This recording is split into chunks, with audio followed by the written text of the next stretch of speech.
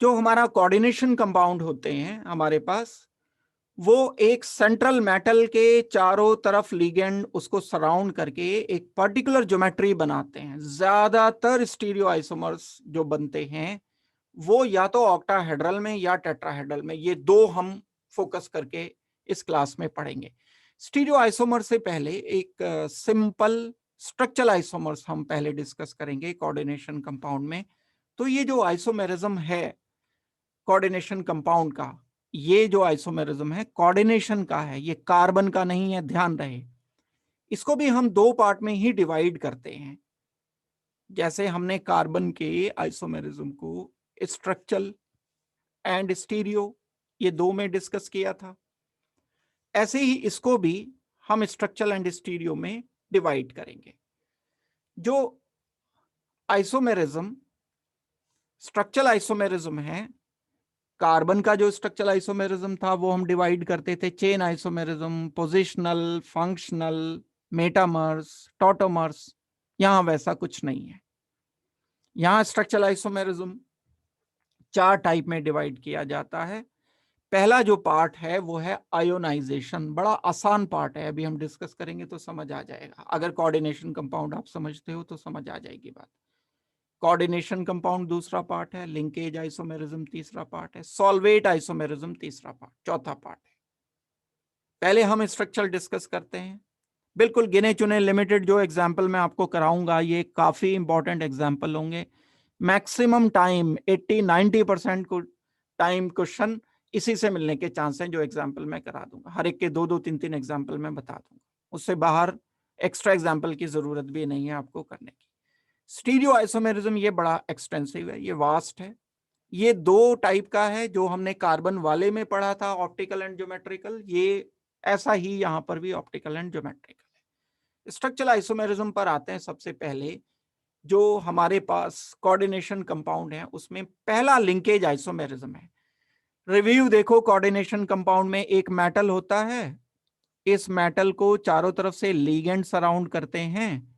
मान लो ये monodentate ligand है और मैंने 6 लिगेंड लिए। ये तो जैसे ही मैंने 6 लिगेंड लिए तो कोऑर्डिनेशन नंबर 6 मुझे पता चल गया, क्योंकि मैंने बोल दिया कि ये मोनोडेंटेट लिगेंड है। अब इस पर कोई चार्ज आ गया होगा, यहां मान लिया मैंने चार्ज पॉजिटिव आ गया, 3 पॉजिटिव आ गया। इस 3 पॉजिटिव को न्यूट्रल करने के लिए बाहर कोई नेगेटिव आयन आप लेते हो। मान लो Cl ले लिए मैंने, 3 Cl ले लिए। अब मैं इसका बिल्कुल एक्चुअल एग्जाम्पल लिख देता हूं। एक्चुअल एग्जाम्पल क्या है? जैसे मेटल लिगेंड 6। अब लिगेंड मोनोडेंटेट किसे कहते हैं? जो अपना सिर्फ एक लोन पेयर डोनेट करता है, एक साइट से कोऑर्डिनेशन कर रहा होता है, हम उसको बोलते हैं monodentate ligand. Metal central metal. तो मॉलिक्यूल को देखते ही सबसे पहले तो आपको अंदाजा लग जाना चाहिए कि इसकी ज्योमेट्री क्या है। भले ही यहां लिंकेज में काम आएगा या नहीं आएगा, लेकिन ये सारी चीजें, दो तीन चीजें आपको पता हूं, oxidation number, coordination number, hybridization इस मेटल का, इसकी ज्योमेट्री। हाइब्रिडाइजेशन इसका डेफिनेटली sp3d2 रहेगा या d2sp3 रहेगा। ये डिपेंड करेगा कि इनर ऑर्बिटल कॉम्प्लेक्स है या आउटर ऑर्बिटल कॉम्प्लेक्स है। इसी के बेस पर फिर हम आगे प्रोसीड करते हैं। वेल, मैं अब काम की बात पर आ रहा हूं। ये तो मैंने थोड़ा सा आपको बेसिक बैकग्राउंड बताई कोऑर्डिनेशन कंपाउंड की। अब मैं आपको बता रहा हूं कि लिंकेज आइसोमेरिज्म क्या होता है। लिंकेज आइसोमेरिज्म में जब कोई मेरे पास लिगेंड है, एक लिगेंड हो गया, लिगेंड कोई ऐसा हो सकता है जो एम्बाइडेंट लिगेंड हो।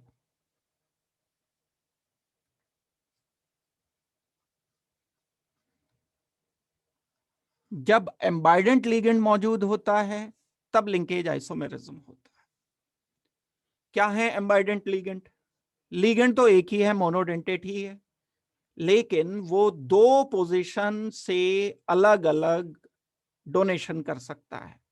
एक बार उसका एक लोन पेयर डोनेट किया जा रहा है सेंट्रल मेटल एटम को, दूसरी बार डिफरेंट लोन पेयर डोनेट किया जा रहा है।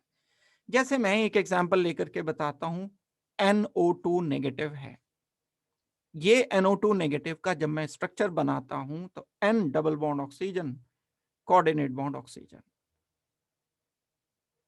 ऑक्सीजन नेगेटिव, ये मैंने लिखा NO2 नेगेटिव, कोऑर्डिनेट बॉन्ड नहीं होगा। कोऑर्डिनेट तो तब होता जब NO3 नेगेटिव होता। जस्ट ये ऑक्सीजन नेगेटिव हो गया और मैंने यहां नाइट्रोजन पर लिखा एक लोन पेयर। ये लीगेंड है। लीगेंड किसे कहते हैं? लीगेंड उसे कहते हैं जो मेटल को अपना लोन पेयर देता है। लोन पेयर देता है नहीं, मेटल को जो अपना लोन पेयर डोनेट करता है उसको हम लीगेंड बोलते हैं। मेटल जानते हो आप, इसके पास बहुत सारे ऑर्बिटल खाली होते हैं वैकेंट ऑर्बिटल में। ये अपना जब लोन पेयर देगा तो दो चांस हैं, या तो नाइट्रोजन का लोन पेयर दे दे ये मेटल को, कोऑर्डिनेटेड हो जाए, दोनों क्लब कर जाएंगे, या एक तो चांस ये हो गया, चांस नंबर 1। और इसके अलावा ये सेम NO2 एक और काम कर सकता था। ये nitrogen double bond oxygen, oxygen negative, oxygen negative के पास जो लोन पेयर्स हैं वो लोन पेयर इस मेटल के वैकेंट ऑर्बिटल में डोनेट किए जाते। ये तो रह जाता फ्री, अलग से रह जाता है। तो मैं इसे कैसे डिसाइड कर सकता हूं, क्या बोल सकता हूं? कोई एक डोनर लीगेंट जो मेटल को अपना लोन पेयर डोनेट करते हैं, है तो वो NO2 नेगेटिव ही, ये भी NO2 नेगेटिव है, ये भी NO2 नेगेटिव है, लेकिन इसके लिंकेज अलग हैं। जब ये मेटल को डोनेट कर रहा है, या तो ये नाइट्रोजन के लोन पेयर के थ्रू डोनेट कर रहा है, या ये ऑक्सीजन के नेगेटिव चार्ज के थ्रू डोनेट कर रहा है। अब अलग अलग लिंकेज बन गए, बॉन्डिंग अलग अलग हो गई। जब बॉन्डिंग ही अलग अलग हो गई तो कौन सा आइसोमेरिज्म होता था, हमने कार्बन केमिस्ट्री में पढ़ा है, तब स्ट्रक्चरल आइसोमेरिज्म होता था। तो ये स्ट्रक्चरल आइसोमेरिज्म में ही पढ़ रहे हैं हम। स्ट्रक्चरल आइसोमर्स का एक पार्ट है लिंकेज आइसोमेरिज्म। तो मैं स्पेसिफाई कैसे करूंगा कौन से स्ट्रक्चरल आइसोमर्स लिंकेज आइसोमर्स होते हैं? वो स्ट्रक्चरल आइसोमर्स लिंकेज आइसोमर्स होते हैं जिसमें कोई एक लिगेंड अलग अलग पोजीशन से अपना इलेक्ट्रॉन पेयर डोनेट करके डिफरेंट टाइप के कॉम्प्लेक्सेस बनाता है। तो वो आइसोमर्स एक दूसरे के लिंकेज आइसोमर्स बोले जाएंगे। और जो ये लिंकेज आइसोमर बनेंगे उसमें एम्बाइडेंट लिगेंड अगर नहीं है तब लिंकेज आइसोमेरिज्म नहीं आएगा। ये स्पेशल टाइप का लिगेंड मुझे रिक्वायर्ड है, ये लिगेंड एम्बाइडेंट होना चाहिए। ये ज्ञान होना चाहिए आपको कि एम्बाइडेंट लिगेंड हम किसे कहते हैं। बड़े स्पेसिफिक लिमिटेड से लिगेंड्स होते हैं। अगर आपको याद हो अल्काइल हैलाइड वाला चैप्टर, तो हमने उसमें एक एम्बाइडेंट न्यूक्लियोफाइल भी पढ़ा था। वही एम्बाइडेंट न्यूक्लियोफाइल है, वही एम्बाइडेंट लिगेंड है। गिने चुने 2-3-4 एग्जांपल्स हैं। एक मेरे पास थायोसल्फेट होता है, एक NO2 नेगेटिव, ये लिखा ही है, एक CN नेगेटिव होता है, और इसके अलावा SCN नेगेटिव हो सकता है। ये सब जो एग्जांपल्स हैं ये लिंकेज आइसोमेरिज्म के एग्जाम्पल दे सकते हैं। तो अब हम इसकी डेफिनेशन पर आते हैं। Those complexes in which the ligand can coordinate with central metal ions, यही central metal, through either of the two atoms give rise to the linkage isomerism. इस सेंट्रल मेटल एटम के जो खाली ऑर्बिटल्स होते हैं उनमें ये जो लीगेंड है या तो एक बार एक टाइप का लोन पेयर डोनेट करेगा, अब लीगेंड का कोई दूसरा एलिमेंट है, दूसरी बार में अलग से, दूसरी बार में ये L इधर हो जाएगा, O इधर आ जाएगा, अब के O ने डोनेट किया। अब जब एग्जाम्पल देखोगे तो बात और अच्छी तरह से क्लियर हो जाएगी। हम एग्जाम्पल कर सकते हैं। ये लीगेंड कौन से हैं जो लिंकेज आइसोमेरिज्म देते हैं? NO2 नेगेटिव, ये भी हमने किया, बॉन्डिंग भी बता दी। SCN नेगेटिव, इन पे बड़ा क्वेश्चन आता है, बड़ा कॉमन जो क्वेश्चन होते हैं कि लिंकेज के लिए कौन कौन से लिगेंड, ये बड़ा इसमें कंफ्यूजन रहता है। S2O3 2 नेगेटिव, थायोसल्फेट बोलते हैं इसको। एक तो होता है सल्फेट, देखो S double bond oxygen, double bond oxygen, oxygen negative, oxygen negative, ये तो हो गया सल्फेट। ये एम्बाइडेंट लिगेंड नहीं है, ये एक सिंपल मोनोडेंटेट लिगेंड है, बाइडेंटेट भी नहीं है। ये बाइडेंटेट, दो ऑक्सीजन नेगेटिव होने से बाइडेंटेट नहीं हो जाता है। जब दोनों लोन पेयर डोनेट कर जाएं तो कम से कम 5 मेंबर रिंग बन जाए, तब बाइडेंटेट होगा। ऑक्सलेट आयन बाइडेंटेट होता है। इसीलिए मैं बार बार बोल रहा हूं कोऑर्डिनेशन कंपाउंड समझ करके ही ये वाला पार्ट शुरू करना, उससे पहले नहीं समझ लगेगा। अगर मैं इस सल्फेट की जगह थायोसल्फेट ले लेता हूं, ये तो क्या है, SO4 2 नेगेटिव है। ये वाला एग्जाम्पल नहीं है हमारा एम्बाइडेंट लिंकेज का, लिगेंड का। क्या एग्जाम्पल है हमारा एम्बाइडेंट लिगेंड का? हम इसकी जगह एक ऑक्सीजन की जगह सल्फर लिख दें, या यहां सल्फर लिख दें, तो sulphur double bond oxygen, double bond oxygen, sulphur negative, single bond oxygen negative. अब ये एम्बाइडेंट लिगेंड बन गया। जब मैं इस मेटल को इंटरेक्ट करता हूं, ऑक्सीजन के लोन पेयर को मेटल के साथ इंटरेक्ट करने के लिए बोलता हूं, तो ये कंबाइंड हो गया, ठीक है। होने के बाद हम क्या बोलेंगे, ऑक्सीजन डोनर है। या एक और पॉसिबिलिटी है, एक दूसरी पॉसिबिलिटी क्या है, मेटल को ऑक्सीजन ना डोनेट करे, सल्फर डोनेट करे, दूसरी पॉसिबिलिटी। तो जो थायोसल्फेट है, ये नाम है thiosulphate. Thiosulphate is ambidentate ligand. SCN भी एम्बाइडेंट लिगेंड है। कैसे SCN एम्बाइडेंट लिगेंड है? S double bond, C double bond, N, negative negative.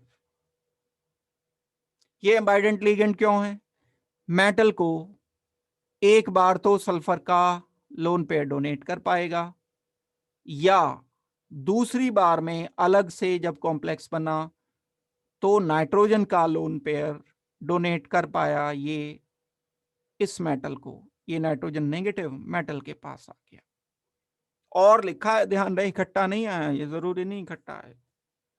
तो दो लिगेंड एक ही है, SCN नेगेटिव। कभी वो सल्फर से डोनेट कर रहा है, सल्फर के जरिए डोनेट कर रहा है, कभी वो ऑक्सीजन के जरिए डोनेट कर रहा है। तो यही एम्बाइडेंट लिगेंड है, यही लिंकेज आइसोमेरिज्म का रिजल्ट होगा। NO2 का मैंने अभी आपको बता ही दिया था। ये तीन बड़े इंपॉर्टेंट एग्जांपल्स हैं। क्लियर हो गई ये बात सबको? अगर हम आगे प्रोसीड करते हैं, इनके और एग्जांपल्स देखते हैं, तो इनके जो एक्चुअल एग्जांपल हैं हमारे पास, कौन कौन से एग्जांपल्स आ जाएंगे? एक नंबर 1 NO2, ये एम्बाइडेंट लिगेंड है। एम्बाइडेंट लिगेंड से मैंने क्या बनाया? IUPAC नेमिंग से भी रिलेशन होता है इसका, जरूर IUPAC नेमिंग ध्यान से करनी पड़ेगी। Pentaammine, nitro cobalt, third chloride. Pentaammine 5 amine, ये 5 अमीन हो गए। नाइट्रो, क्या मतलब नाइट्रो का? जब नाइट्रो बोल दिया जाता है तो नाइट्रोजन के लोन पेयर के जरिए ये कनेक्टेड होता है। नेमिंग में आपको ये बताया गया था कि अब ये अंडरस्टूड है। जब मैंने नाइट्रो बोल दिया नाम में और यहां ऐसे लिख दिया NO2 लिख करके, ये NO2 ऐसे ना लिखकर ऐसे लिखा होता, अगर ONO, अगर ONO की तरह से लिखा होता ये NO2, तो मतलब ऑक्सीजन के जरिए कनेक्टेड है मेटल से। NO2 लिखा है तो नाइट्रोजन के थ्रू कनेक्टेड है, तो लिंकेज अलग अलग है।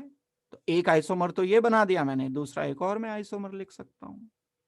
दूसरा आइसोमर मुझे क्या लिखना चाहिए? ONO की तरह से लिखना चाहिए। बाकी सब कुछ जो का त्यों है। अब मैं इसका नाम चेंज करूंगा ना भाई, ये पहले तो नाइट्रो था, अब ये बोला जाएगा नाइट्राइटो। नाइट्राइटो कब बोला जाता है NO2 को? जब ऑक्सीजन के थ्रू ये कनेक्टेड होता है।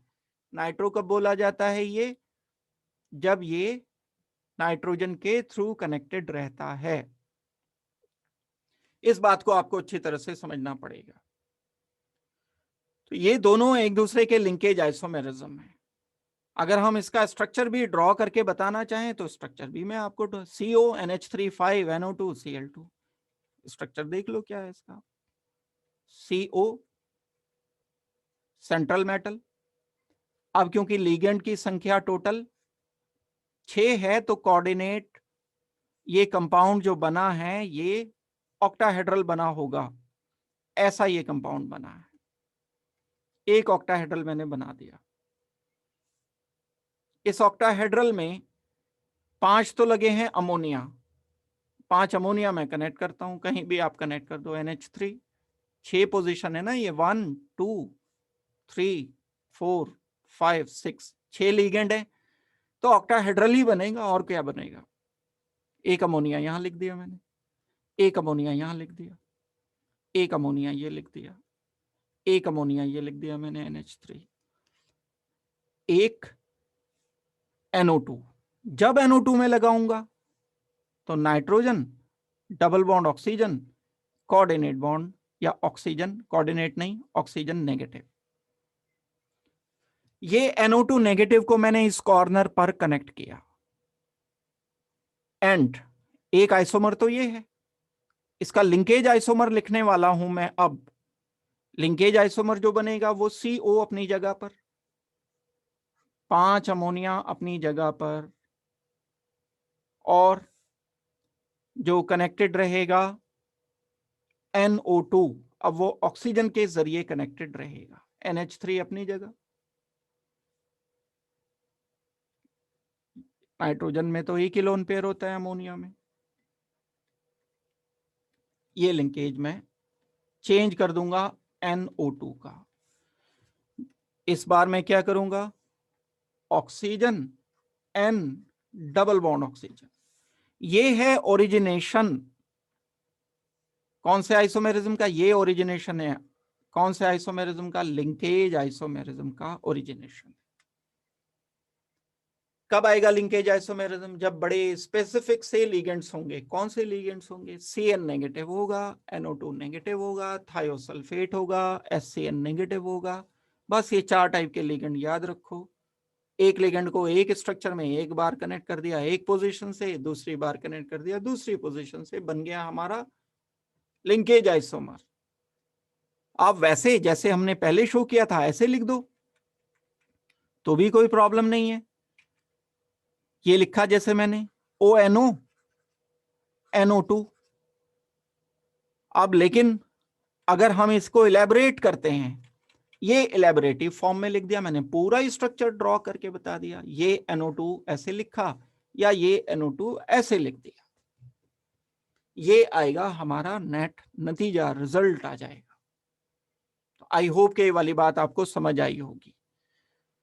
एग्जाम्पल 4 हो गए आपके पास, एक नहीं, लिगेंड अलग अलग। अब एक बार NO2 की जगह CN लो, जब CN आप लोगे तो एक बार कार्बन के जरिए से कनेक्ट करोगे, एक बार नाइट्रोजन के जरिए कनेक्ट करोगे, nitrogen triple bond carbon, nitrogen का लोन पेयर यहां इस पोजीशन पर डोनेट किया जाएगा। एक एग्जांपल ये हो गया। तो आपको तो कोऑर्डिनेशन कंपाउंड में लिगेंड की पोजीशन पर इन गिवन एम्बाइडेंट लिगेंड में से कोई एक लेते हुए उसके लिंकेज चेंज करते हुए एक लिंकेज आइसोमर बना देना होगा।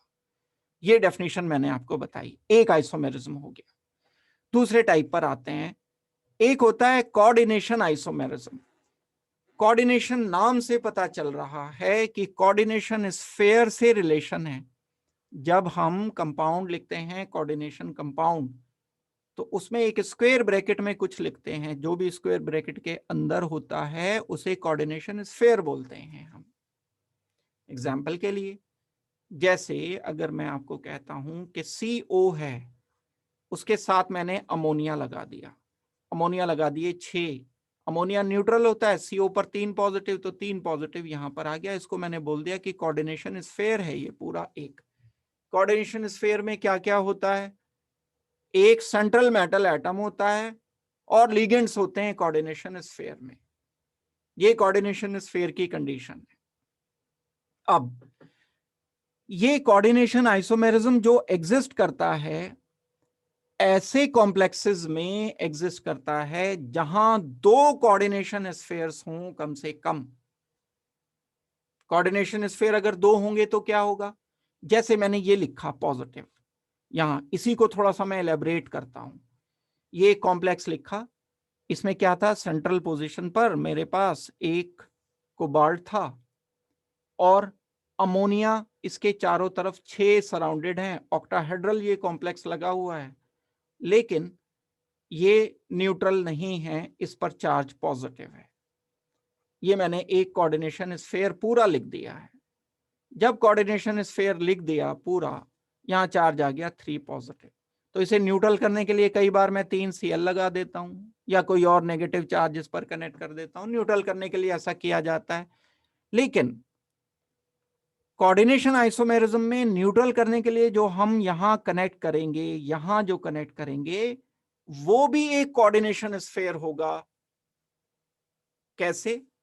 मान लो मैं एक और सेंट्रल मेटल लेता हूं और वो सेंट्रल मेटल है एग्जाम्पल के लिए क्रोमियम या आयरन, Cr ले लिया मैंने या आयरन ले लिया। चलो, यहां मैंने कनेक्ट किया इसके साथ Cl6 और इस पूरे पर चार्ज आ गया 3 नेगेटिव। सोचो आप इसे कॉम्प्लेक्स को, 3 पॉजिटिव वाला कोऑर्डिनेशन स्फीयर, 3 नेगेटिव वाला कोऑर्डिनेशन स्फीयर। कैसे आया 3 नेगेटिव? क्लोरीन पर तो 1 नेगेटिव होता है, 6 क्लोरीन है तो कितने नेगेटिव हो गए? 6 नेगेटिव हो गए। 6 नेगेटिव हैं तो ये 3 नेगेटिव क्यों लिख रहा हूं मैं यहां? क्योंकि आयरन पर भी तो 3 पॉजिटिव है।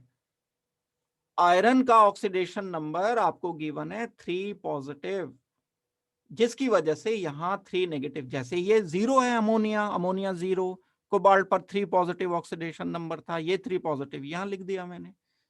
तो अब ये एक ऐसा कॉम्प्लेक्स है जो 2 कोऑर्डिनेशन स्फीयर से मिलकर के बना है। ऐसे किसी कॉम्प्लेक्स में जो 2 कोऑर्डिनेशन स्फीयर से मिलकर के बना होता है, चांस होते हैं कोऑर्डिनेशन आइसोमेरिज्म के। और बड़ा सिंपल है, बस कोऑर्डिनेशन कॉम्प्लेक्स को समझना जरूरी है। अगर आपको कोऑर्डिनेशन स्फीयर समझ आ गया तो कोऑर्डिनेशन आइसोमेरिज्म की तो कोई भी बात नहीं। हमें क्या करना है? आयरन के साथ क्लोरीन लगे हैं, कोबाल्ट के साथ अमोनिया लगे हैं, रिवर्स बैक कर दो, मतलब अमोनिया को इधर पहुंचा दो, क्लोरीन को इधर पहुंचा दो, इधर का सारा मटेरियल इधर सप्लाई कर दिया, बस इसे छोड़ देना कोबाल्ट को, और आयरन को यहीं छोड़कर क्लोरीन इधर सप्लाई कर दिया, रिवर्स हो जाएगा। अब क्या नया कॉम्प्लेक्स बनेगा? नया कॉम्प्लेक्स बनेगा CO Cl6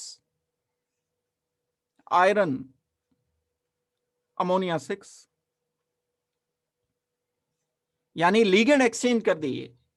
एक कोऑर्डिनेशन स्फीयर से, डेफिनेशन पर आ रहा हूं मैं, एक कोऑर्डिनेशन स्फीयर से जब लीगेंड हटाकर मैं दूसरे कोऑर्डिनेशन स्फीयर के मेटल से एक्सचेंज कर देता हूं। ऐसा नहीं बोलना कि दे दिए, बस इसको दे देंगे तो इसके पास तो यहां पर 6 हो जाएंगे, इसके पास 6 और 6 12 लीगेंड हो जाएंगे, इसके पास 0 बचेंगे। इसके लीगेंड इधर और इसके लीगेंड इधर एक्सचेंज कर दिए तो एक नया कॉम्प्लेक्स बन जाएगा। वो जो नया कॉम्प्लेक्स बना है वो कोऑर्डिनेशन आइसोमर बोला जाना चाहिए। तो ये टाइप का आइसोमेरिज्म जब अपीयर होता है जब 2 कोऑर्डिनेशन स्फीयर होते हैं, cationic coordination sphere, anionic coordination sphere. Definition क्या कहोगे आप इसकी? जब एक कोऑर्डिनेशन स्फीयर के लीगेंड दूसरे कोऑर्डिनेशन स्फीयर के लीगेंड से एक्सचेंज कर दिए जाएं, सब्स्टिट्यूट कर दिए जाएं, रिप्लेस कर दिए जाएं, तब जो नया स्ट्रक्चर बनता है उसको हम कोऑर्डिनेशन आइसोमर बोल रहे होते हैं।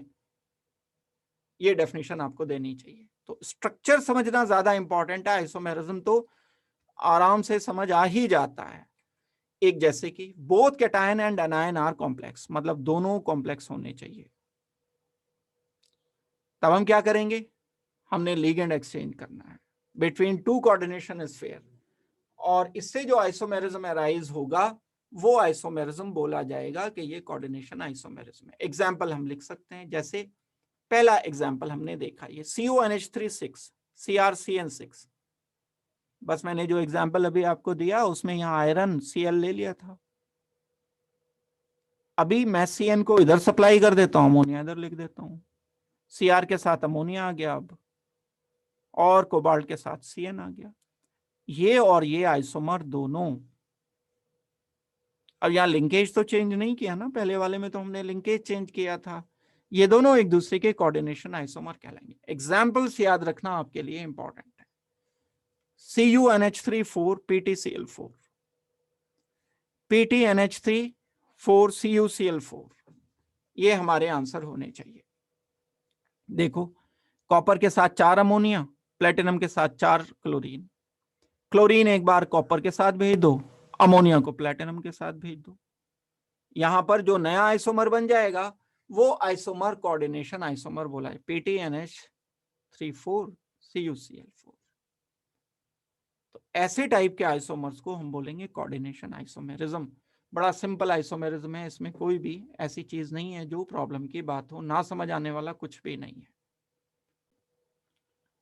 नेक्स्ट आइसोमेरिज्म देखते हैं। इसके बाद आयोनाइजेशन आइसोमेरिज्म। नाम से पता चल रहा है कि जब हम किसी कोऑर्डिनेशन, अब देखो आइसोमेरिज्म का मतलब compound having same molecular formula तो रखना ही पड़ेगा ना हमेशा, मॉलिक्यूलर फॉर्मूला तो डिफरेंट नहीं हो सकता। दो कंपाउंड है आपके पास, वो कॉम्प्लेक्सेस हैं, दोनों का मॉलिक्यूलर फॉर्मूला सेम है, लेकिन जब आप उसको वाटर में डिसॉल्व करते हो तो दोनों अलग अलग आयंस प्रोड्यूस करते हैं।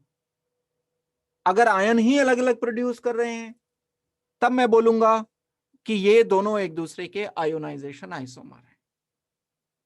अभी तक हमने जो पहले वाले दो पढ़े हैं उनमें आयन अलग अलग प्रोड्यूस नहीं होते। सॉल्यूशन में जब मैं डिसॉल्व करता हूं तो आयन बनते ही नहीं इनफैक्ट, और अगर कभी किसी में बन भी गए तो सेम बनेंगे दोनों आइसोमर्स में, कोऑर्डिनेशन में भी एंड लिंकेज में भी। लेकिन ये एक ऐसा आइसोमेरिज्म है जिसमें हम क्या करते हैं, जब वाटर में डिसॉल्व करते हैं दोनों आइसोमर्स को, तो एक अगर Cl नेगेटिव बना रहा है तो दूसरा SO4 नेगेटिव प्रोड्यूस करेगा, आयन ही अलग अलग बनेंगे। देखो डेफिनेशन देखो, complex that have the same empirical formula, वो तो होगा ही भाई, उसके बिना थोड़ी आइसोमर हो जाएंगे, and are produced by the interchange of the ligand inside the coordination sphere. जब कोऑर्डिनेशन स्फीयर में लीगेंड हम चेंज कर देंगे तभी तो आयन अलग प्रोड्यूस होंगे। अभी एग्जांपल देखोगे तो बात क्लियर हो जाएगी। कोऑर्डिनेशन स्फीयर में जो लीगेंड है, कोऑर्डिनेशन स्फीयर के बाहर जो आयन है, वो अगर हम एक्सचेंज कर देते हैं तो आयोनाइजेशन आइसोमर बन जाता है। एक एग्जांपल मैं दूंगा तो आपको बात क्लियर हो जाएगी। CO है, अमोनिया लिया आपने, NH3, 5 अमोनिया ले लिए और यहां पर लिख दिया एक Cl। मोनोडेंटेट लीगेंड है, ये 5 मोनोडेंटेट लीगेंड है, 6 लीगेंड हो गए तो कोऑर्डिनेशन कंपाउंड ये एक ऑक्टाहेड्रल बन गया, क्योंकि कोऑर्डिनेशन नंबर इसका 6 आ गया है, ये बन गया। अब मैं क्या करता हूं, यहां पर चार्ज चेक किया मैंने, चार्ज यहां 2 पॉजिटिव मिल गया। क्यों पॉजिटिव 2 चार्ज है, क्योंकि कोऑर्डिनेशन, क्योंकि कोबाल्ट का ऑक्सीडेशन नंबर 3 पॉजिटिव है। 3 पॉजिटिव है तो एक Cl नेगेटिव है, 3 पॉजिटिव 1 नेगेटिव, 2 पॉजिटिव बचा, वो बाहर लिख दिया मैंने। इस बाहर के आयन को न्यूट्रल करने के लिए मैंने सल्फेट ले लिया SO4। This SO4 have 2 negative charge, तो अब ये न्यूट्रल एक सॉल्ट, न्यूट्रल एक मैंने कंपाउंड बना दिया। और ये जो कंपाउंड बनाया है इसमें SO4 अभी फिलहाल लीगेंड नहीं है, लेकिन कभी अगर SO4 को लीगेंड बनाना पड़ जाए आपको तो मोनोडेंटेट लीगेंड रहता है। SO4 की लीगेंसी यानी लीगेंड मोनोडेंटेट होता है, बाइडेंटेट नहीं होता। अपनी पुरानी नॉलेज को गेन करोगे जब आप पढ़ोगे जो हमने कोऑर्डिनेशन कंपाउंड में पढ़ा था।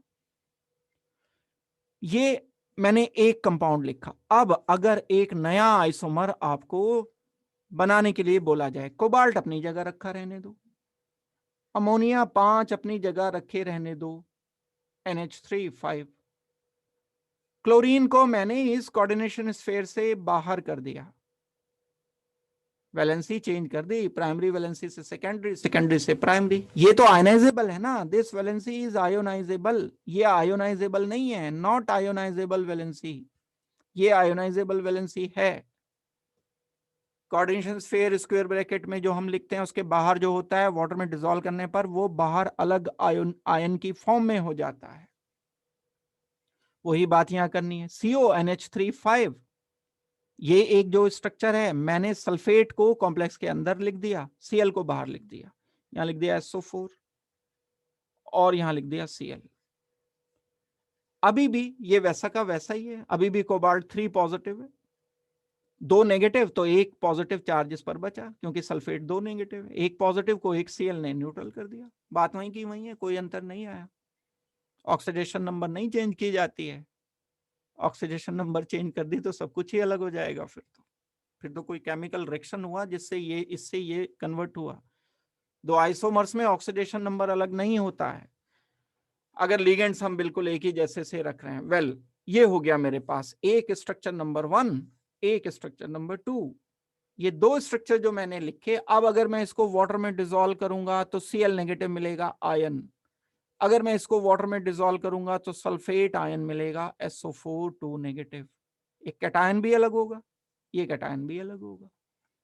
ऐसे आइसोमर्स जो वाटर में डिसॉल्व करने पर आयन ही अलग अलग प्रोड्यूस कर रहे हैं वो बोले जाते हैं कि ये एक दूसरे के आयोनाइजेशन आइसोमर्स हैं।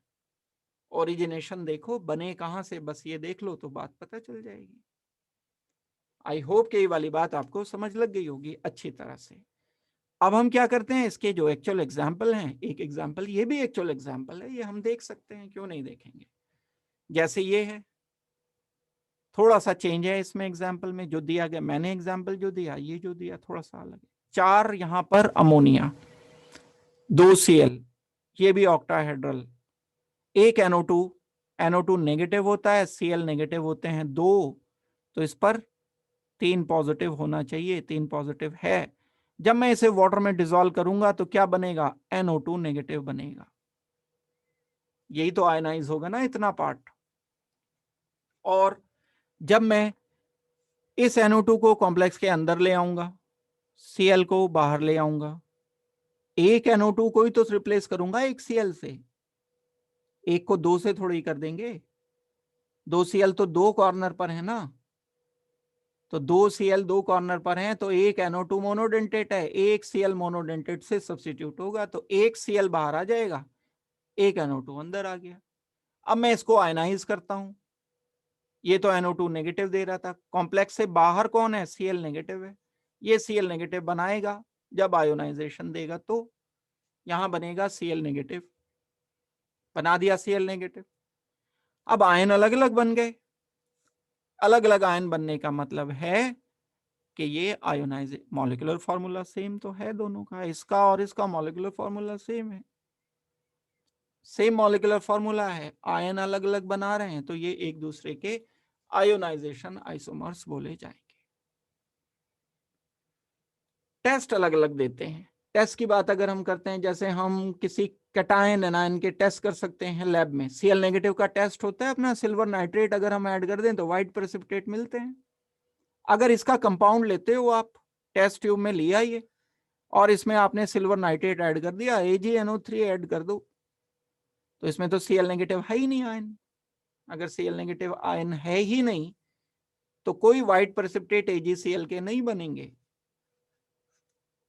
लेकिन अगर मैं इस कंपाउंड में इसका सोल्यूशन में लेता हूं, सोल्यूशन में यहां Cl नेगेटिव अवेलेबल है, अगर मैंने बाहर से AgNO3 ऐड किया तो AgNO3 silver positive Cl negative आपस में क्लब करके AgCl के व्हाइट प्रेसिपिटेट बना देंगे।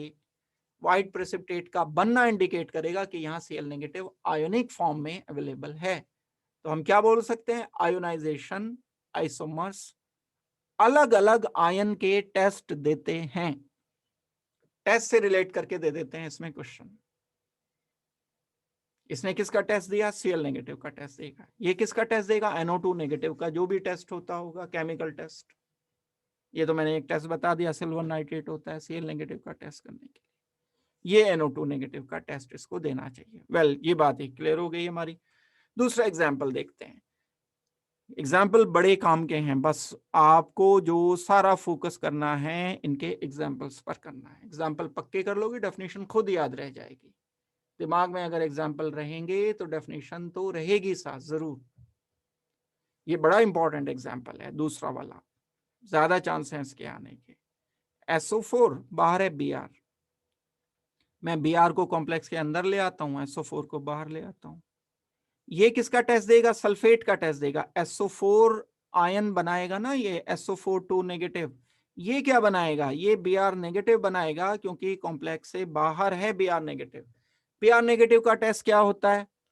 AgNO3 ऐड करने पर AgBr के व्हाइट प्रेसिपिटेट बन जाएंगे, AgBr बन जाएगा इसमें।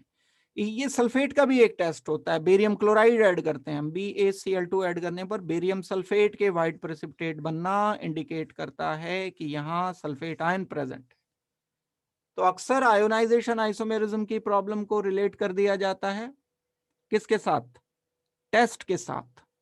जो हम इनके टेस्ट करते हैं उन टेस्ट से इसको रिलेट कर दिया जाता है। तो आई होप कि ये वाली बात आपको अच्छी तरह से समझ आ गई होगी। दूसरा एग्जाम्पल हमने किया ये, और further the number of ions in solution can be determined. अब नंबर ऑफ आयन की भी बात है। हम जब इसको आयोनाइज करेंगे तो सल्फेट बनेगा एक, यहां दूसरा क्या बनेगा? Positive CO NH3 5 Br 2 positive, एक ही बन गया। दो आयन बने, एक ही आयन बना, एक ही आयन बना। कंडक्टिविटी मेथड होते हैं, जब हम इलेक्ट्रोकेमिस्ट्री यूज करते थे तो आयंस ट्रेवल करते हैं इलेक्ट्रिसिटी पास करने पर। आयन की संख्या जितनी ज्यादा होती है, आयन पर चार्ज जितना ज्यादा होता है, तो इलेक्ट्रिसिटी उतना ज्यादा कंडक्ट होती है। तो इलेक्ट्रिसिटी जो कंडक्ट होती है वो हम इस अकॉर्डिंग डिसाइड कर सकते हैं। यानी नंबर ऑफ आयन का हम डिटेक्शन कर सकते हैं कि कितने आयन किसी ने प्रोड्यूस किए हैं। और अगर आयोनाइजेशन आइसोमर से, तो हो सकता है कि अलग अलग आयंस की संख्या प्रोड्यूस हो। एक ये एग्जाम्पल को रिलेट किया गया, ये वाला एग्जाम्पल जो मैंने सेकंड बताया था, CONH3 5SO4 Br can react with silver nitrate to give pale yellow precipitate of AgBr। AgBr के प्रेसिपिटेट कैसे पहचान किए जाएंगे? पेल येलो प्रेसिपिटेट बनेंगे, अभी मैंने आपको बताया टेस्ट। और CONH3 5 BrSO4 can react with BaCl2 to give white precipitate of barium sulphate. BaCl2 add करने पर व्हाइट प्रेसिपिटेट इसके बन जाते हैं। तो आई होप कि ये वाली बात आपको समझ आ गई होगी। स्ट्रक्चरल आइसोमर्स हैं, बॉन्डिंग ही अलग अलग है भाई। यहाँ कोबाल्ट के साथ Br लगा हुआ है, इस केस में कोबाल्ट के साथ सल्फेट लगा हुआ है, तो बॉन्डिंग ही अलग हो गई, तो स्ट्रक्चरल आइसोमर तो होंगे ही। अभी तो स्टीरियो हमने शुरू भी नहीं किए, जब स्टीरियो आएंगे तब हम उनको देखेंगे। तो एक आयोनाइजेशन आइसोमेरिज्म मैंने बताया। इसमें कोई किसी को डाउट है तो बताओ, मैं फिर इसके बाद हाइड्रेट आइसोमेरिज्म बता। एक इसके बाद जो आते हैं वो हाइड्रेट आइसोमर्स आते हैं। आयोनाइजेशन आइसोमर्स में हम क्या करते हैं? आयन को आयन से रिप्लेस करते हैं। मैंने एक NO2 को Cl से रिप्लेस किया, Br को SO4 से रिप्लेस किया। अगर ये रिप्लेस हम आयन को वाटर से कर दें, ज्यादा कुछ नहीं चेंज है आयोनाइजेशन में एंड हाइड्रेट में। एक होता है हाइड्रेटेड वाटर, हाइड्रेटेड वाटर का मतलब होता है जो क्रिस्टल में अवेलेबल होता है। एक होता है कोऑर्डिनेटेड वाटर, कोऑर्डिनेटेड वाटर है जो कोऑर्डिनेशन स्फीयर में है, जैसे CO H2O 6 Cl3, एक ये लिखा मैंने। अब ये वाटर तो इससे जुड़ा हुआ है कोबाल्ट से, कोऑर्डिनेटेड है। मैं एक और अगर आइसोमर लिखता हूं साथ के साथ इसका, CO वाटर मैंने 6 की जगह 5 लिख दिए, एक Cl अंदर ले लिया। ये अब एक वाटर मुझे बाहर भेजना पड़ेगा और 2 Cl बाहर रखने पड़ेंगे। Cl, ये 2 हो गए Cl, या 2 Cl लिख दो आप, डॉट H2O। ये एक वाटर 5-6 में से एक मैंने बाहर लिख दिया। तो ये वाला जो वाटर है that is called as hydrated water, ये वाला जो वाटर है 6, ये है कोऑर्डिनेटेड वाटर, कोऑर्डिनेट बॉन्ड बना करके कोबाल्ट से कनेक्टेड है। ये यहां पर 5 कोऑर्डिनेटेड है, 1 हाइड्रेटेड है, यहां पर 6 कोऑर्डिनेटेड है, 0 हाइड्रेटेड है। अगर मैं इसके टोटल आयंस वाटर को आयोनाइज कर लेता हूं, वाटर में आयोनाइज कर लेता हूं, इसे डिसॉल्व कर लेता हूं, तो 2 Cl नेगेटिव बनेंगे। यहां पर एक कैटायन बनेगा, ये पूरा का पूरा। क्या कैटायन होगा? COH2O 5 Cl 1 पॉजिटिव, नहीं 2 पॉजिटिव। यहां जब मैं इसका आयोनाइजेशन करता हूं वाटर में तो क्या बनेगा? COH2O 6 3 positive plus 3 Cl negative. Ion की संख्या 3 और 1 4 टोटल आयन जो प्रोड्यूस हुए। टोटल आयन की संख्या 2 ये और 1 ये, 3 आयन प्रोड्यूस हुए। आयन अलग अलग हैं तो कंडक्टिविटी अलग अलग होगी सॉल्यूशन की। या अगर मैं इसमें एक्सेस ऑफ AgNO3 ऐड करूंगा, सिल्वर नाइट्रेट ऐड करने पर यहां बनेंगे 2 मोल AgCl के। जबकि इस केस में अगर मैं एक्सेस ऑफ AgNO3 ऐड करता हूं तो यहां बनेंगे 3 मोल AgCl के व्हाइट प्रेसिपिटेट। फिल्टर किया, ड्राई किया, अलग कर लिया, वेट कर लिया, उनके मोल चेक कर लिए। कंडक्टिविटी के बिना भी नंबर ऑफ मोल्स पता चल जाते हैं। मोल कंसेप्ट अप्लाई करते हुए उस प्रेसिपिटेट का वेट पता होना चाहिए मुझे, जो 1 मोल के आयोनाइजेशन से बना है। यह तरीका होता है। तो जब हम आयन को आयन से रिप्लेस करने की जगह आयन को वाटर से रिप्लेस कर दें तो हाइड्रेट आइसोमेरिज्म होता है। बस पहले केस में क्या था कि एक बार अगर एक आयन का टेस्ट मिल रहा था तो दूसरी बार में दूसरे आयन का टेस्ट मिल रहा था। अब डिफरेंट टेस्ट नहीं आएगा, अब गिनती अलग आएगी आयन की। बस एक बार अगर 2 आयन आ रहे हैं तो दूसरी बार में 3 आयन आ जाएंगे। अगर मैं एक बार और एक वाटर मॉलिक्यूल को इधर से बाहर कर दूं, यहां से एक बार और कर देता हूं Cl को इधर, तो 1 Cl बनेगा, फिर 1 AgCl मिलना चाहिए।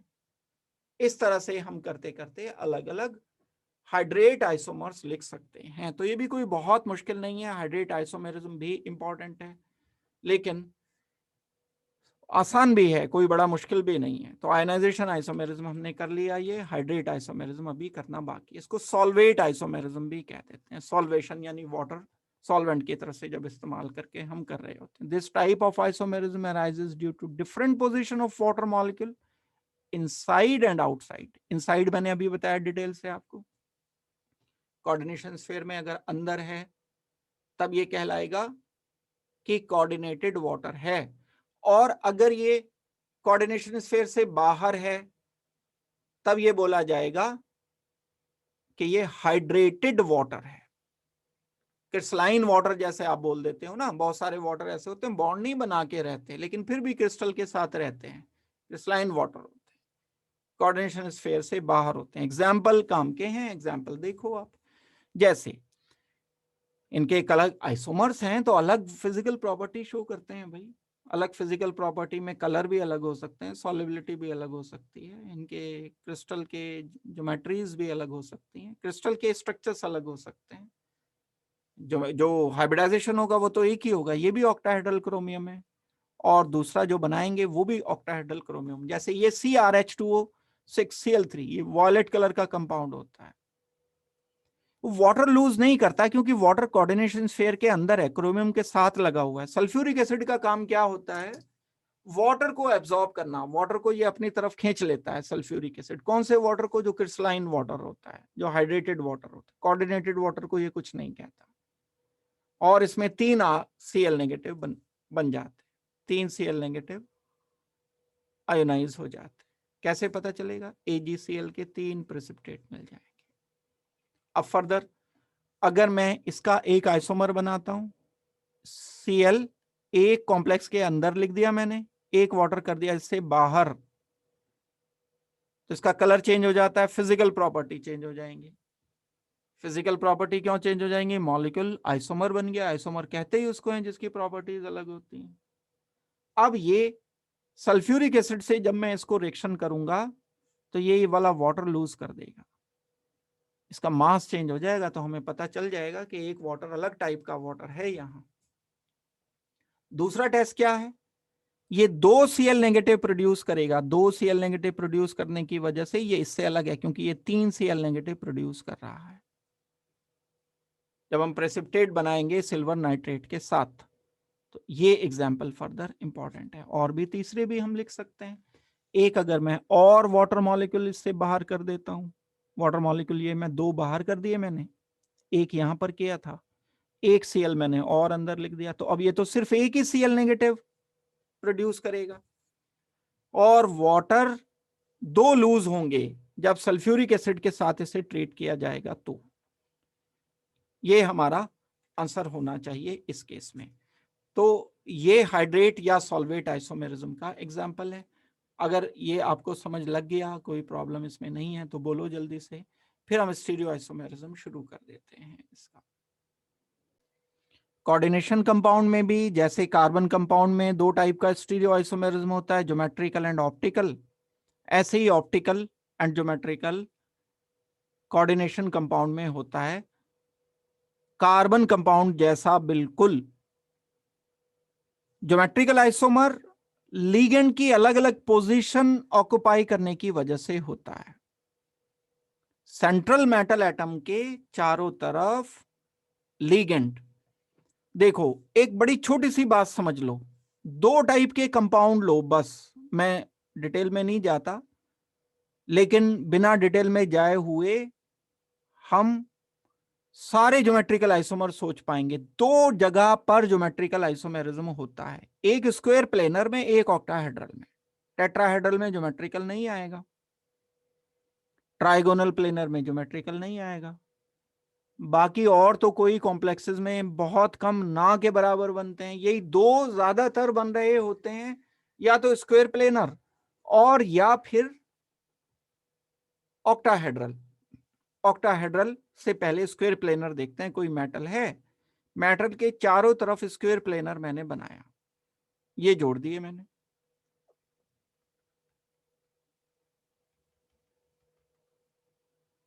अब एक और मैंने ऑक्टाहेड्रल लिखा मेटल, उसके चारों तरफ ये मैंने 6 जोड़ दिए सपोज करते हैं। जब मैं ये 6 कनेक्ट कर दूंगा तो ये इस स्क्वायर प्लेनर के एडजेसेंट कॉर्नर हैं, जबकि ये इस स्क्वायर प्लेन के डायगोनल कॉर्नर हैं। बस इनका ध्यान रखते हुए हम ज्योमेट्रिकल आइसोमर सोच पाएंगे। और जब मैं ऑक्टाहेड्रल बनाऊंगा तो ऑक्टाहेड्रल में भी स्क्वायर है, एक स्क्वायर ये है, ऑक्टाहेड्रल में एक और स्क्वायर है, ये वाला एक स्क्वायर है, इस पे ध्यान देना है। ऑक्टाहेड्रल में एक और तीसरा स्क्वायर भी है, वो स्क्वायर ये है, एक ये कनेक्ट किया मैंने, इसको इसके साथ लिखा, इसको मैंने यहां पर जोड़ा और ये जोड़ दिया, ये एक ऑक्टाहेड्रल का स्क्वायर हो गया। गलत जोड़ दिया, रुको सही करता हूं इसको, इसको यहां जोड़ना था मुझे ऊपर।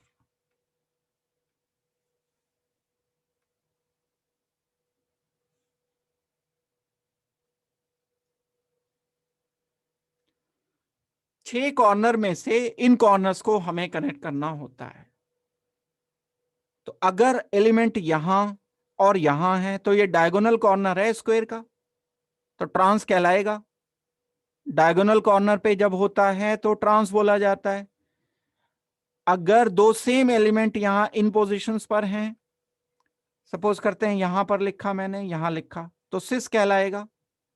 अगर 2 एलिमेंट यहां इन सेम पोजीशन पर हैं, एडजेसेंट पोजीशन पर हैं, तो भी सिस कहलाएगा।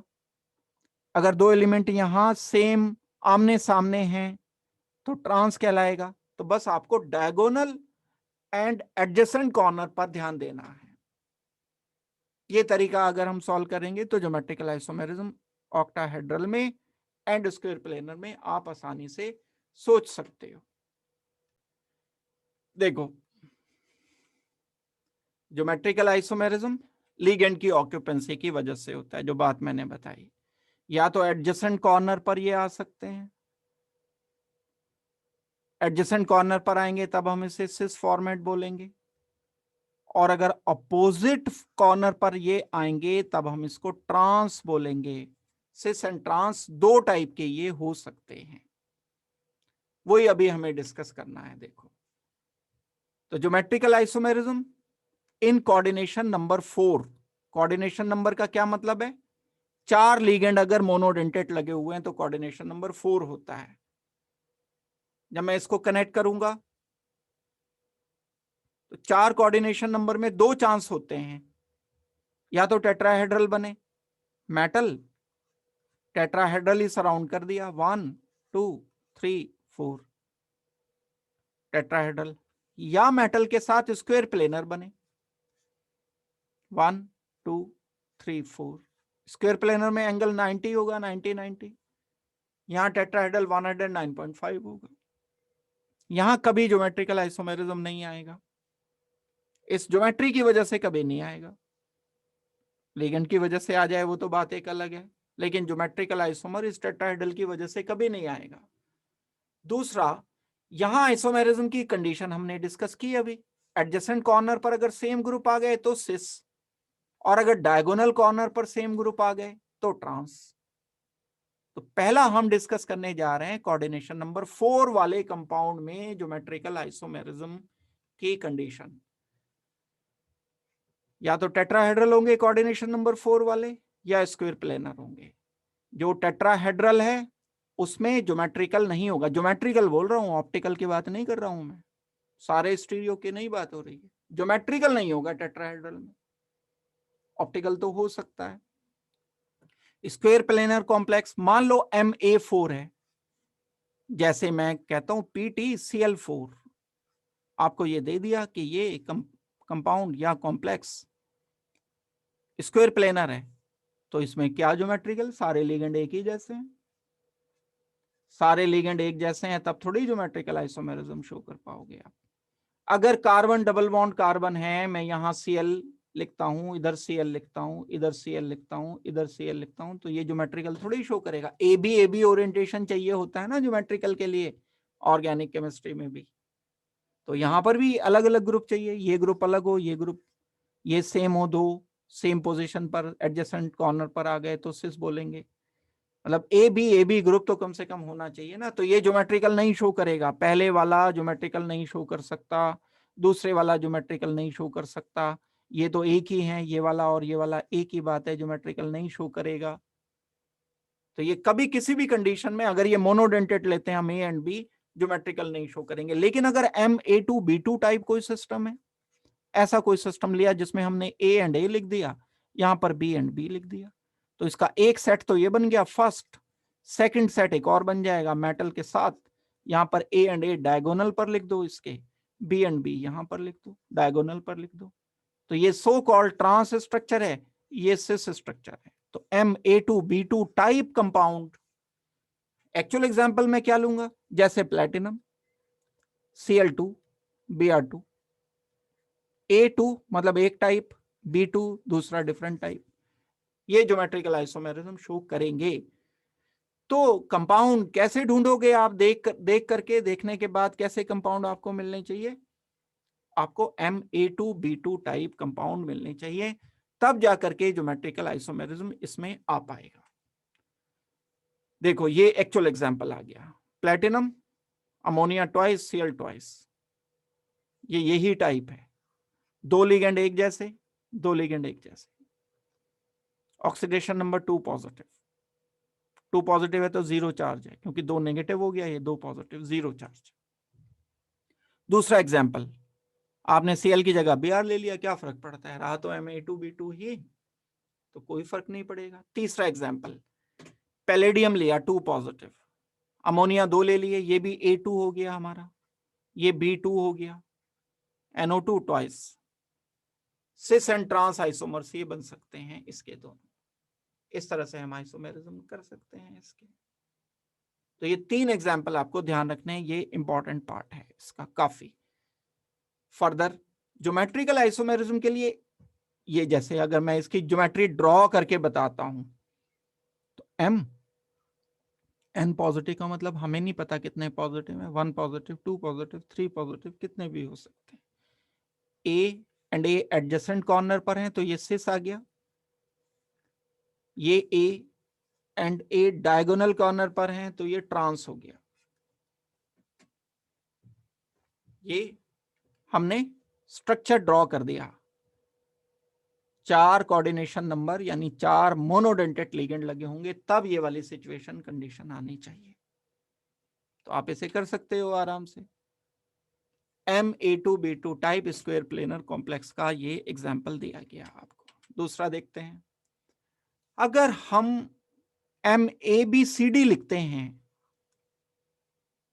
मतलब चारों लिगेंड अलग हैं और है स्क्वायर प्लेनर, टेट्राहेड्रल नहीं, स्क्वायर प्लेनर है, तो हम कितने सेट बना सकते हैं? 3 सेट बना सकते हैं। देखो, मेटल स्क्वायर प्लेनर बनाना है, ABCD स्क्वायर प्लेनर है, मेटल ए के सामने बी आ गया, सी एंड डी, मेटल ए के सामने डी आ गया, ये आ गया सी एंड बी।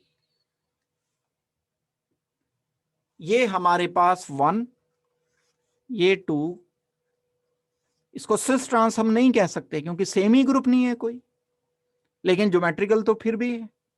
जैसे आपको ये बोल दिया गया सी डबल बॉन्ड सी, यहां पर क्लोरीन है, यहां पर ब्रोमीन है, यहां पर आयोडीन है, यहां पर फ्लोरीन है, तो मैं इसका फ्लोरीन को ऊपर आयोडीन को नीचे लिख सकता हूं, ज्योमेट्रिकल आइसोमर तो बनेगा ही। तो यहां लेकिन स्क्वायर प्लेनर में 3 पॉसिबिलिटीज हैं। ए के सामने सी डायगोनल पर आ रहा है, एक पॉसिबिलिटी, डायगोनल पर ए के सामने बी आ रहा है, दूसरी पॉसिबिलिटी, डायगोनल पर ए के सामने डी आ रहा है, तीसरी पॉसिबिलिटी। तीनों सेम हो ही नहीं सकते ये स्ट्रक्चर। तो जब भी MABCD टाइप कॉम्प्लेक्स कोई स्क्वायर प्लेनर बन रहा होता है, तब हम उस केस में बोल रहे होते हैं कि टोटल 3 ज्योमेट्रिकल आइसोमर बनेंगे, और हम इसको सिस ट्रांस नहीं बोल सकते क्योंकि सारे अलग अलग हैं, लेकिन है ज्योमेट्रिकल आइसोमर्स। ये डिसाइडिंग फैक्टर रहेगा, हम इसमें कर पाएंगे। तो अब इसका जो एक्चुअल एग्जांपल है वो एग्जांपल देख सकते हो। जैसे प्लेटिनम लिया, एक ammonia ligand A, B ligand pyridine PY, C Cl, D Br, चारों लिगेंड अलग अलग लेकर के हमने किया। दूसरा एग्जांपल हमारे पास हो गया प्लेटिनम 2 पॉजिटिव, एक NO2 लिगेंड, एक पिरिडीन, एक अमोनिया, एक NH2OH। NH2OH एक मोनोडेंटेट लिगेंड है। तीसरा एग्जांपल देखो, एक C2H4, एक अमोनिया, एक Cl, एक Br, चारों अलग अलग से मतलब है बस मुझे। प्लेटिनम के ऑलमोस्ट सभी कॉम्प्लेक्स जिसमें कोऑर्डिनेशन नंबर 4 होता है वो स्क्वायर प्लेनर बनते हैं।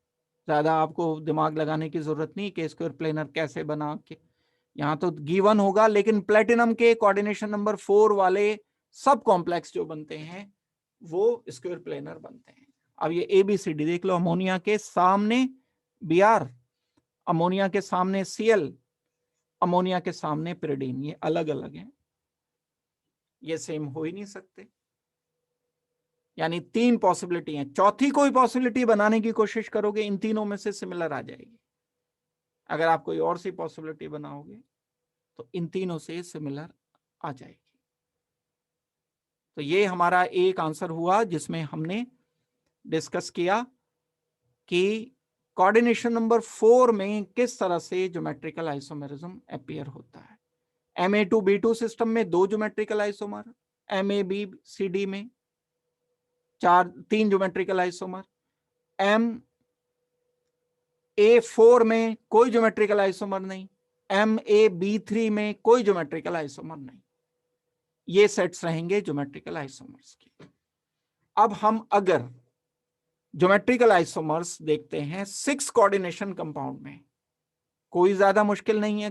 पहली बात, सबसे पहली बात, कोऑर्डिनेशन नंबर अगर 6 है तब यहां पर ऑक्टाहेड्रल ही बनेगा, उसके अलावा कोई चांस नहीं है। अब स्क्वायर प्लेनर से बाहर आ गए, कोऑर्डिनेशन नंबर 6 सबसे पहले जज करना पड़ेगा, मॉलिक्यूल को देख करके दिया नहीं जाएगा आपको कि कोऑर्डिनेशन नंबर 6 है, आपको खुद पहचान करनी पड़ेगी। कोऑर्डिनेशन नंबर 6 में हमें डिसाइड करना होगा कि इसकी ज्योमेट्री क्या है। ऑक्टाहेड्रल पता चल गई, जब पता चल गई तो ऑक्टाहेड्रल में ये देखो, एक तो ये होता है स्क्वायर मेटल, एक स्क्वायर कहां होता है, दोबारा से बता रहा हूं, ये भी थोड़ी देर पहले भी बताया था मैंने, एक स्क्वायर ये होता है। ऑक्टाहेड्रल में एक और तीसरा स्क्वायर भी होता है। तीसरा स्क्वायर कहां है, ये वाला स्क्वायर, ये 2 पॉइंट, ये 2, इनको जोड़ दो, इसको जोड़ दो, इसको जोड़ दो, इसको जोड़ दो। अब 3 स्क्वायर पे ध्यान देना है बस। अभी तक तो हम स्क्वायर प्लेनर में एक ही स्क्वायर देख रहे थे, अब हमें 3 स्क्वायर पे ध्यान देना है। और उन 3 स्क्वायर पे कैसे ध्यान दोगे, ये स्क्वायर का डायगोनल, ब्लू वाले स्क्वायर का डायगोनल, ये ब्लू वाले स्क्वायर का एडजेसेंट, रेड वाले स्क्वायर का डायगोनल कौन सा हो गया, ये वाला हो जाएगा, ये यहां से और यहां तक रेड वाले स्क्वायर का डायगोनल हो गया। अगर यहां पर आ गए कोई 2 ग्रुप्स, तब हम उसे बोलेंगे कि ये ट्रांस है।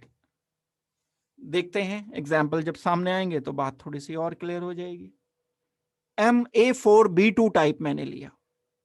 अब देखो कोऑर्डिनेशन नंबर 6 है, 4 ये हो गए और 2 6, तो ऑक्टाहेड्रल में बनाऊंगा। एक्चुअल एग्जाम्पल CONH3, अमोनिया 4 हो गए, जैसे ये B4 हो गया था 4, ये 2 हो गया यहां, तो ये 2 हो गया। जब एग्जाम्पल लिखा जाएगा, और ले लो एग्जाम्पल CO3, ये 4 हो गया, ये एनो लिगेंड ही तो चेंज करने हैं बस। सेट A4B2 वाला चेक करना है हमें। इसमें 2 बना पाया मैं कैसे, ऑक्टाहेड्रल जब मैंने लिखा तो ये A तो लिख दिए 4, 1 2 3 4, जो B लिखे हैं ये 2 B लिखे हैं। अभी मैं स्क्वायर बता रहा था आपको, ये वाले स्क्वायर के एडजेसेंट कॉर्नर पर ही तो हुए, ये तो सिस है ये। आप इसे ट्रांस नहीं कह सकते। या एक और तरीका है, एक सिंपल तरीका और है सोचने का। आप क्या करो, एंगल चेक कर लो, इस बी मेटल एंड बी में जो परपेंडिकुलर है ना, ये बी ऊपर आ रहा है, ये 90 एंगल है। अगर एंगल 90 आ रहा है दो लिगेंड एंड मेटल के बीच में, तो वो सिस होगा। भाई वैसे भी जब मैं डायगोनल लूंगा यहां, तो इन 2 लिगेंड के बीच में 180 एंगल रहेगा।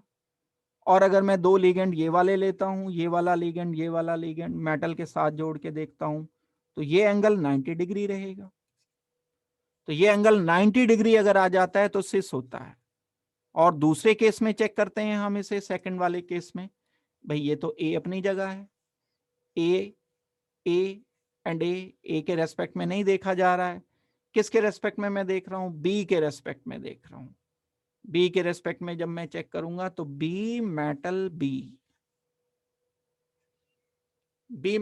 में जब चेक किया जाएगा तो ये इस स्क्वायर के डायगोनल पर आ गया। कैसे आया डायगोनल पर, ये एक स्क्वायर इमेजिनरी मैंने बनाया, इसके डायगोनल पर लिखे हैं, ये स्क्वायर होता है, ये बनाने में लग रहा है कि ये रेक्टेंगुलर हो गया।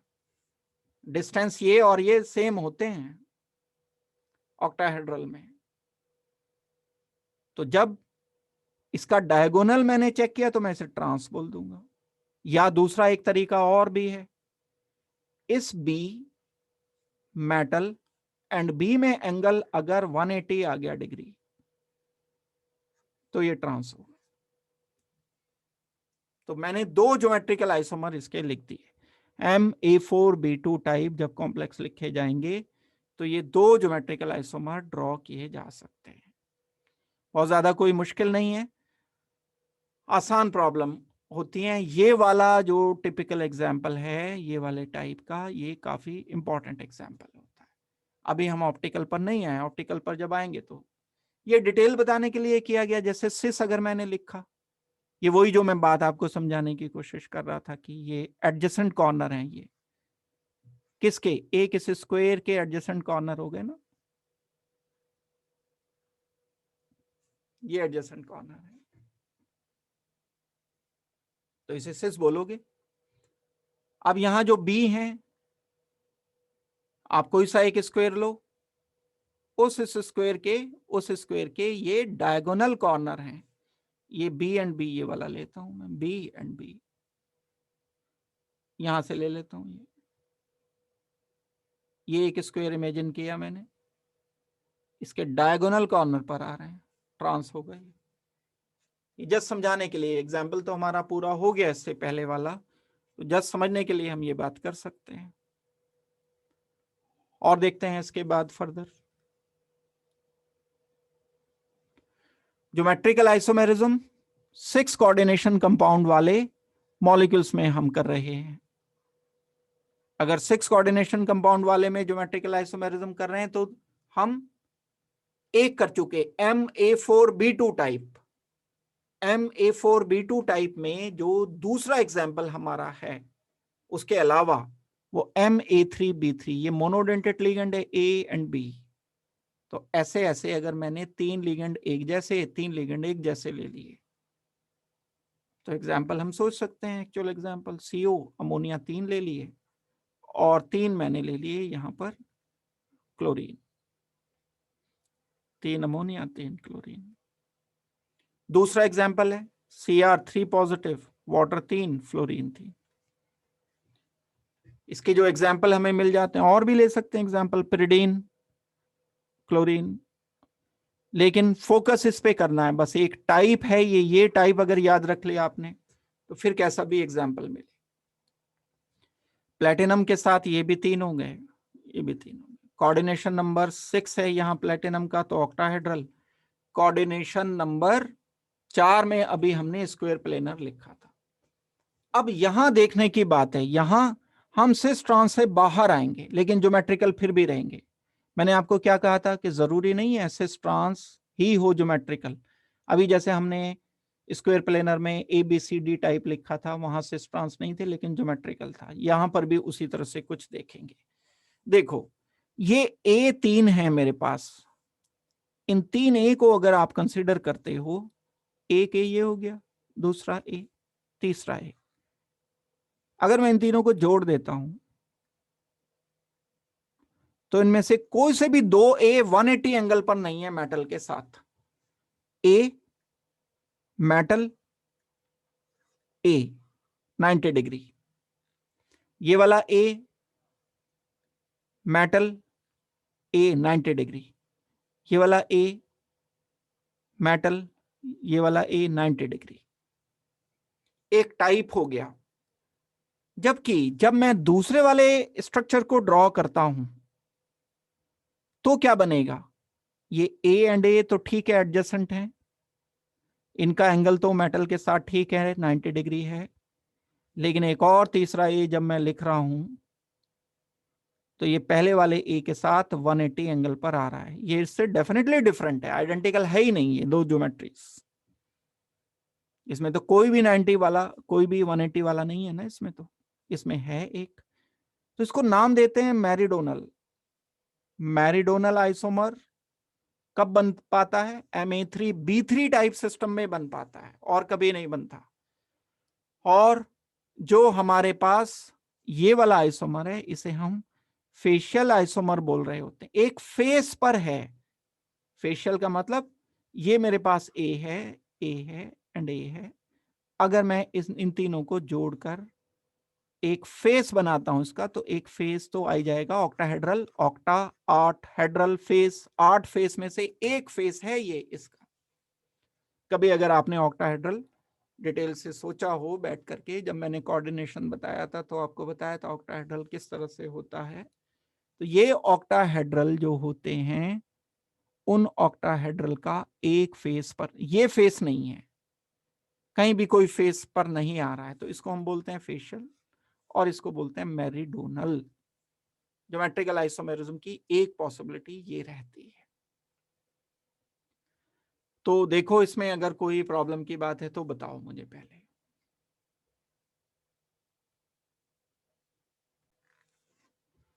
मेरीडोनल एंड फेशियल जब हमें कंसीडर करने हैं तो इन 8 फेस में से बी एंड बी का एक फेस मैंने बनाया।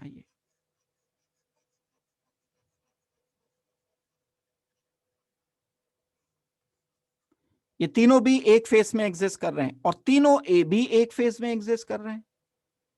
कैसे तीनों ए एक फेस में एग्जिस्ट कर रहे हैं? ये ए है, यहां पर ये ए आ गया, मेरे पास ये ए आ गया। ये एक ट्रायंगुलर फेस जो बन रहा है इस ऑक्टाहेड्रल का, एक वो फेस है जिसके तीनों कॉर्नर पर ए एग्जिस्ट कर रहे हैं। इस आइसोमर को मैं नाम दूंगा फेशियल, FAC शॉर्ट में हम इसे लिख देते हैं। जबकि इस केस में अगर आप देखते हो, इस केस में कोई एक भी फेस ऐसा नहीं है जिसमें तीनों सेम लिगेंड्स आ रहे हो। आप ढूंढ ही नहीं सकते इसमें 8 फेस में से। ये 8 फेस हो गया, पहला फेस हो गया, ये सामने ये दूसरा वाला, ये वाला, ये वाला, ये वाला मिला के दूसरा फेस हो गया। तीसरा फेस कौन सा हो गया इसमें? एक ये बी, एक ये ए, एक ये एक फेस हो गया। इसमें भी बी एंड ए आ रहे हैं। चौथा फेस कौन सा है? ये वाला ए ले लो, ये बी ले लो और नीचे बी ले लो। इसमें भी एक ए आ गया, ये एक ए है, ये बी है, ये एक बी है, एक फेस ये हो गया। इसमें भी तीनों सेम ग्रुप नहीं आ रहे हैं। तो ऐसे ऐसे 8 फेस हैं। इन 8 फेस में से कोई एक फेस भी ऐसा नहीं है जिसमें तीनों सेम ग्रुप आ रहे हैं। तो ऐसे आइसोमर को नाम देते हैं मैरीडोनल। मैरीडोनल एंड फेशियल, ये 2 टाइप के आइसोमर्स हम डिसाइड करके बताते हैं। आई होप के बात समझ आ गई होगी। ये तो अभी जो मैंने डिस्कस किया है फेशियल एंड मेरीडोनल वही है।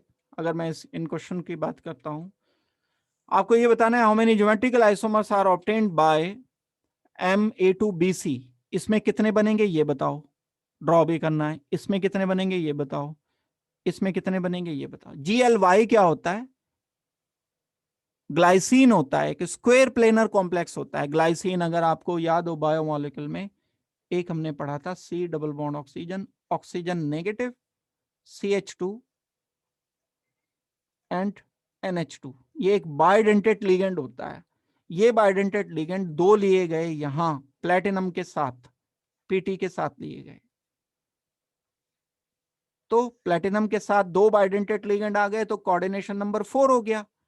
अगर कोऑर्डिनेशन नंबर 4 है तब ये स्क्वायर प्लेनर बनाता है। जब स्क्वायर प्लेनर बताएगा तब हम इसे सोच पाएंगे। तो ये तो मैंने अभी थोड़ी देर पहले कराए दोनों। इसका आंसर तो एकदम से बताना चाहिए ही, आपने किसी ने क्लास सुनी है तो आप बताओगे आंसर 3 है। इसका आंसर 2 है। इसका आंसर भी 2 है। कैसे? लेकिन ये तो हो ही गया, ये तो अभी किया हमने। ये MA2BC भी हो ही जाएगा। इसका इन 2 का मुझे एक्सप्लेन करके आप बता दो, एक ये वाला, एक ये वाला। ये बता रहा हूं MA2BC के 2 कैसे बनेंगे। मेटल है बीच में, A एंड A लिख दिया मैंने, B एंड C लिख दिया। ये दोनों एडजेसेंट कॉर्नर पर हैं, सिस बोले जाएंगे। एक ट्रांस बन जाएगा मेटल के साथ, यहां पर लिखा जाएगा A के साथ A ट्रांस। यहां पर मैं C लिख सकता हूं, B लिख सकता हूं। तो A एंड A क्योंकि डायगोनल कॉर्नर पर आ गए इस इमेजिनरी स्क्वायर के, तो ये बोला जाएगा ट्रांस। सिस एंड ट्रांस ये 2 आ गए, तो इसका MA2BC का आंसर है 2। जो प्लेटिनम के साथ ग्लाइसिन ट्वाइस लगा हुआ है, ये ग्लाइसिन ट्वाइस बाइडेंटेड लिगेंड है, अभी मैंने लिख करके आपको बताया था। ये कैसे हम एक्सप्लेन करेंगे? ग्लाइसिन का एक मैंने आपको बता दिया कि क्या लिगेंड, किस लिगेंड को हम ग्लाइसिन बोलते हैं। प्लेटिनम लिखा मैंने बीच में, कोऑर्डिनेशन नंबर 4 है C double bond oxygen, oxygen negative, CH2 NH2। दूसरी तरफ क्योंकि 2 है ना, ये यहां इधर ध्यान दो, 2 पर, तो ऐसा ग्लाइसिन है ये पूरा एक, ऐसे ऐसे 2 हैं, CH2 C double bond oxygen, oxygen negative, NH2। अब सराउंड करेगा ये एक स्क्वायर प्लेनर कॉम्प्लेक्स बनाने के लिए, ऑक्सीजन नेगेटिव से डोनेट करेगा, ये इसको डोनेट करेगा, ये नाइट्रोजन का लोन पेयर, ये नाइट्रोजन का लोन पेयर, एक इमेजिनरी स्क्वायर तो बन ही गया ना, ये स्क्वायर प्लेनर बन गया। अब इसमें देखो नाइट्रोजन नाइट्रोजन दोनों सेम है, एडजेसेंट कॉर्नर पर है, ऑक्सीजन ऑक्सीजन दोनों सेम है, एडजेसेंट कॉर्नर पर है। ऐसा हो गया जैसे ये Ma2B2 टाइप था, लेकिन एडजेसेंट कॉर्नर पर आने की वजह से इसे मैं नाम दूंगा सिस।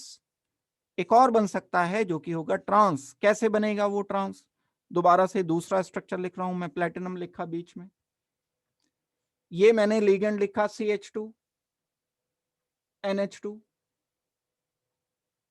C double bond oxygen, oxygen negative, CH2,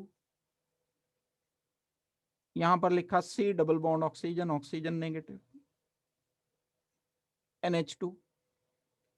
nitrogen के लोन पेयर को डोनेट करने के लिए बोला गया, नाइट्रोजन के लोन पेयर को। अब ये दोनों नाइट्रोजन अपोजिट हैं, यहां दोनों नाइट्रोजन एडजेसेंट थे, सिस बोल दिया था, दोनों नाइट्रोजन अपोजिट हैं, दोनों ऑक्सीजन जो डोनेट किए गए ये अपोजिट हैं। अब मैं इमेजिनरी स्क्वायर इन लिगेंड की पोजीशन से इमेजिन कर सकता हूं, ये एक स्क्वायर प्लेनर कॉम्प्लेक्स बनाया जिसके डायगोनल कॉर्नर पर 2 नाइट्रोजन ग्रुप डोनर हैं, सेम ग्रुप डायगोनल कॉर्नर पर आ गए, सो कॉल्ड ये ट्रांस स्ट्रक्चर है। इससे तो डिफरेंट हो गया ना, है ये भी Ma2B2 टाइप लेकिन इससे अलग है, तो इसको मैं बोलूंगा कि ये ट्रांस है। That means platinum 2 positive glycine twice, ये जो कॉम्प्लेक्स बनाएगा 2 ज्योमेट्रिकल आइसोमर बनाएगा।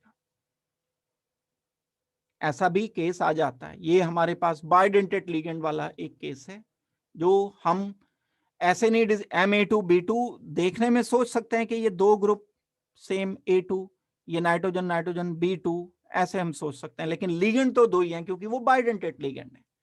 बाइडेंटेड लिगेंड जब 2 हो जाएंगे तो कोऑर्डिनेशन नंबर 4 हो जाएगा, अंडरस्टूड है। ये पैटर्न सोच का आपको रखना पड़ेगा ऐसी प्रॉब्लम को सॉल्व करने में। थोड़ा सा दिमाग खोलो, राइट अप वर्क करो, इमेजिन करो 3D सारा जितना ये सोचो, उसके बाद वर्कअप करो सारी प्रॉब्लम्स को। तो चलो ये एक बड़ा काम हो गया, ज्यादातर ये हमने इसमें पोर्शन कर ही लिया। छोटे छोटे से 2 एक एग्जाम्पल जो रहते हैं वो स्टीरियो आइसोमेरिज्म के यानी ऑप्टिकल आइसोमेरिज्म के रहते हैं, उसको हम कर लेंगे अगली क्लास में। आज की क्लास में बस मैं इतना ही करा रहा हूँ, किसी के कोई जो डाउट्स रह गए हैं वो जल्दी से पूछ लो मेरे से।